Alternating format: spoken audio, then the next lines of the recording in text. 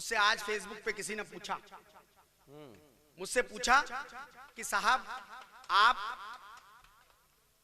गांधी जी के उपलक्ष्य, गांधी जयंती के उपलक्ष्य में जो कवि सम्मेलन हो रहा है उसके लिए जा रहे हो, आप भगत सिंह लिखने वाले गांधी जी पर कैसे लिख लोगे? मैंने उनको एक ही जवाब दिया, साहब मैंने उनको कहा मेरे भाई मैं भगत सिंह को जीता हूं, लिखता नहीं हूं, क्योंकि मैं भगत सिंह को जीता हूं इसलिए गांधी पर भी लिख सकता हूं। वाह! क्योंकि जो भगत सिंह को जिएगा वो गांधी पर लिख सकेगा। वाह! कि चूम लिया फांसी का फंदा जिसने खुद ही खुश होकर, जिसने जीवन धन्य कर लिया मिट्टी में शोणित बोकर। वाह! चूम लिया फांसी का फंदा जिसने खुद ही खुश होकर, जिसने जीवन धन्य कर लिया मिट्टी में शोणित बोकर। अरे जिसके गालों की लाली से सूरज की लाली कम थी और चमक आंखों में ऐसी स्वयं चांदनी बेदम थी। गबरू सिख जवान भगत सिंह घबराता था शादी से। आप देखें कि भगत सिंह के पिताजी ने उसको कहा, भगत सिंह तुम्हारी उम्र हो गई है, विवाह कर लो। भगत सिंह उसी रात अपने घर से गायब हो गए साहब, और तकिए के नीचे, पिताजी के तकिए के नीचे एक पत्र छोड़ गए। सुबह जब पिताजी ने उस पत्र को पढ़ा तो उसमें लिखा था कि पिताजी मैं माफी चाहता हूं, मैं विवाह नहीं कर सकता क्योंकि मेरा विवाह हो चुका है और मेरी दुल्हन इस देश की आजादी है। वाह! कि चूम लिया फांसी का फंदा जिसने खुद ही खुश होकर, जिसने जीवन धन्य कर लिया मिट्टी में शोणित बोकर। जिसके गालों की लाली से सूरज की लाली कम थी और चमक आंखों में ऐसी स्वयं चांदनी बेदम थी। अरे गबरू सिख जवान भगत सिंह घबराता था शादी से, जिसने ब्याह रचाया भी तो भारत की आजादी से। जिसने ब्याह रचाया भी तो। आपकी तालियां कमजोर है भगत सिंह के नाम पर यार, हाथों को हिला दो थोड़ा। नेहरू जी बड़े विद्वान थे लेकिन अंग्रेज उनसे नहीं डरते थे। गांधी जी डंडा लिए फिरते थे लेकिन अंग्रेज उनसे नहीं डरते थे। जिन्ना बहुत चालाक थे, हथकंडे अपनाते थे लेकिन अंग्रेज उनसे नहीं डरे। मैं जानता हूं अंग्रेज किससे डरते थे, कि ना नेहरू की चालाकी से, ना गांधी के डंडों से। ना नेहरू की चालाकी से, ना गांधी के डंडों से, ना टैगोरी चापलूस, ना जिन्ना के हथकंडों से। ना नेहरू की चालाकी से, ना गांधी के डंडों से। मेरा किसी का अपमान करने का कोई यहां पर मंतव्य नहीं है, लेकिन हकीकत बयां कर रहा हूं कि ना नेहरू की चालाकी से, ना गांधी के डंडों से, ना टैगोरी चाप, ना जिन्ना के हथकंडों से। अरे गोरे जिसकी सिंह गरज से डरे डरे से रहते थे, एक शेर था आजादी का जिसे भगत सिंह कहते थे। एक शेर था आजादी का जिसे भगत सिंह कहते थे।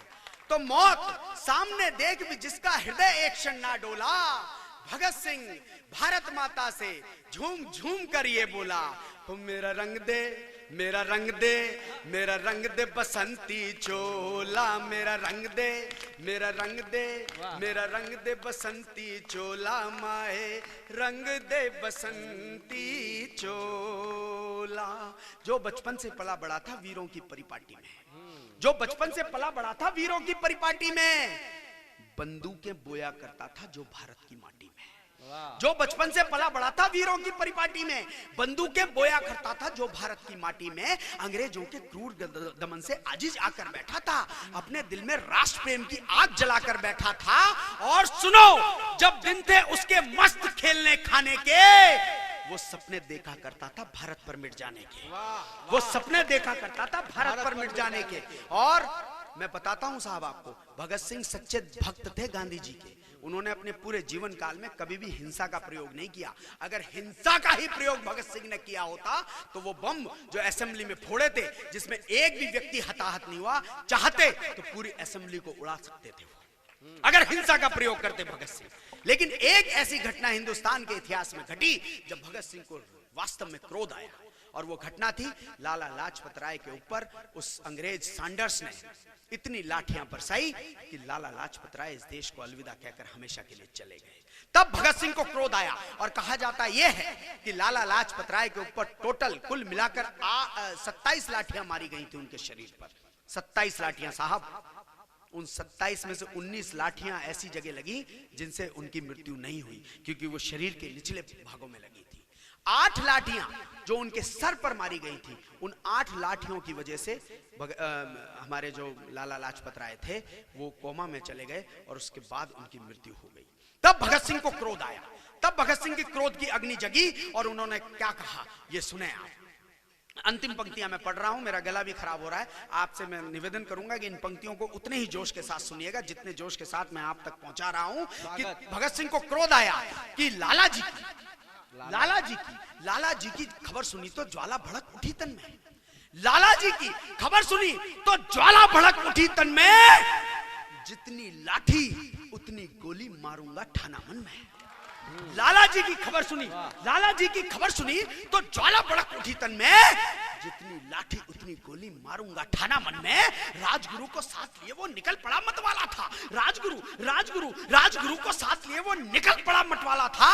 आज भगत सिंह की आंखों में काल डोलने वाला था।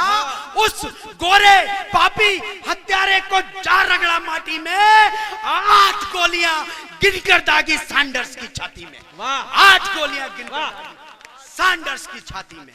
तो इनकलाब लेकर के निकला था जब वीरों का टोला। भगत सिंह भारत माता से झूम झूम कर ये बोला, मेरा रंग दे। सारे हाथ खुल जाए एक बार। मेरा रंग दे बसंती चोला, मेरा रंग